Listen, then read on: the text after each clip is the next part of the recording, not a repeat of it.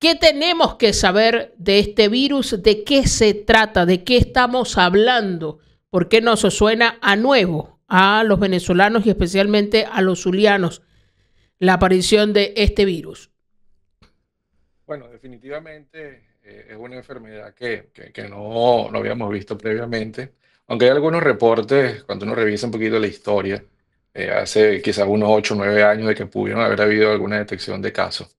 Lo cierto es que, bueno, esto primero que todo es una enfermedad vectorial. Cuando hablamos de una enfermedad vectorial, es una enfermedad transmitida, en este caso, por un mosquito, ¿no? Y esto hay que darle la debida importancia, pues, para no caer en pánico, porque vimos enfermedades nuevas y, por supuesto, lo primero que se nos viene a la mente es COVID, ¿no? Y todo lo que sufrimos en ese momento.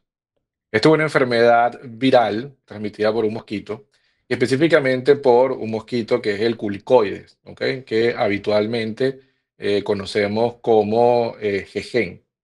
A su vez hay otro vector que es el culex, que es el mosquito que es un poquito más grande, que es el que solemos ver por ahí, son transmitidos pues, por estos vectores. Es una enfermedad aguda, febril, es una enfermedad que empieza con un cuadro de fiebre repentina, dolor de cabeza, muy característico el dolor de cabeza. Hay dolores musculares, hay dolores articulares.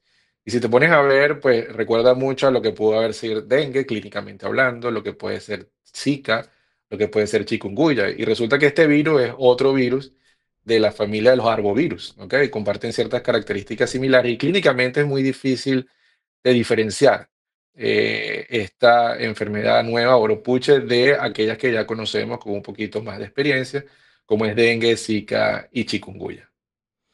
¿Cómo podemos nosotros prevenir la enfermedad, la proliferación del mosquito, que entiendo que sería la forma de cortar como lo hacemos con el dengue?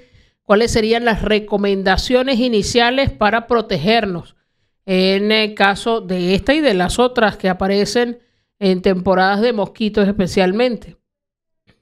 Así es, fíjate, la particularidad en este caso oropuche, a diferencia de dengue, zika y chikungunya, aquellas enfermedades son transmitidas por un mosquito urbano, que es el Aedes.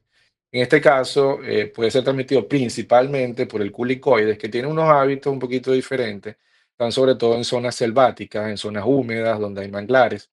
Y eso quizás lo hace desde el punto de vista epidemiológico, pues hace que tenga una ubicación, porque no es relativamente un mosquito urbano como tal, como pudiera ser el Aedes. Sin embargo, pues por supuesto, nuestro país tropical, seguimos teniendo zonas húmedas dentro de las grandes ciudades y pudiéramos conseguir a este culicoides dentro de la ciudad.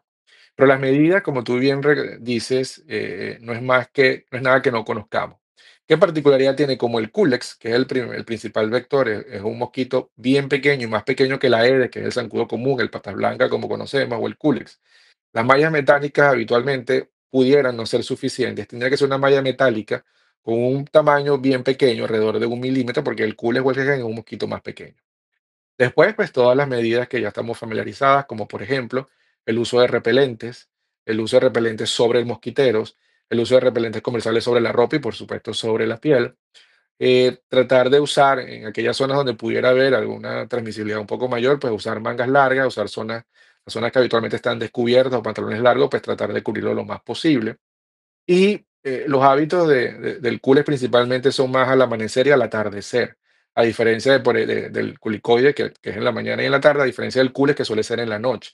Entonces, tratar de, en estas zonas donde hay mayor tasa de transmisibilidad, pues tratar de evitar salir a estas horas y usar ropa que nos permita cubrirnos todas estas zonas expuestas. En estos días de racionamiento eléctrico intenso en la ciudad, perdón, donde muchos de estos se aplican precisamente en horas de la noche, 7 de la noche, 6 de la tarde, y la gente tiende a sentarse en los frentes de las casas, en los porches, en los patios, buscando también un poco de fresco. Si ya hay que estar en estos espacios abiertos, que reforzar para evitar en la transmisión del virus y pudiera andar un mosquito realengo por ahí infectado en nuestros entornos. Bien vale tu observación, porque a veces en los libros dicen unas cosas, pero la realidad es otra, y eso que tú dices es muy válido. Y aquí entonces lo que tenemos que reforzar son las medidas personales, es decir, el uso de mangas largas, pantalones largos y usar principalmente mosquito repelente de mosquitos comerciales, bien sea sobre la ropa y también pues sobre la piel serían las principales medidas a tomar en estos casos. Hay mucha información corriendo por redes sociales. ¿Qué tenemos que saber de las posibilidades reales de complicaciones que supone el virus de Oropuche, más allá de los síntomas que ya ha descrito? ¿Y cuáles serían, como quien dice, los grupos de riesgo de sufrir algunas de esas complicaciones? Ok, voy a empezar por el final. Pues, como siempre, los grupos de riesgo son las poblaciones más vulnerables, es decir, adultos mayores, los niños pequeños y aquellas personas que tengan alguna enfermedad de base, como por ejemplo enfermedades que potencialmente pudieran ser inmunosupresoras, cáncer, pacientes en quimioterapia, pacientes con enfermedad autoinmune con uso crónico de esteroides u otras terapias biológicas. Esos son pacientes que principalmente están en riesgo y lo que principalmente tenemos que cuidar. Por otro lado, las complicaciones, no hay muchas complicaciones. Quizás lo que, a lo mejor a lo que te refieres, lo que más oído, es que pudiera haber algo de meningitis, a diferencia de los otros casos, de los casos de dengue, zika y chikungunya, porque estamos obligados a compararlo clínicamente. La meningitis es muy excepcional en el caso de Oropuche. Se caracteriza principalmente por lo que es una cefalea intensa, ahí el paciente está como somnoliento, como decaído, y bueno, al final el tratamiento es netamente de soporte, ¿ok? Y para que tengan un poquito la idea, el año pasado, en 2024, OPS reportó a nivel de las Américas alrededor de 16.000 casos de Oropuch y solamente se identificaron 4 fallecimientos. Eso para que tengamos un poquito la idea de la magnitud, que no es una enfermedad potencialmente letal, pues por supuesto, como toda enfermedad tiene algunas complicaciones, pero como ves es bastante bajo el porcentaje de complicaciones. ¿Qué es lo principal?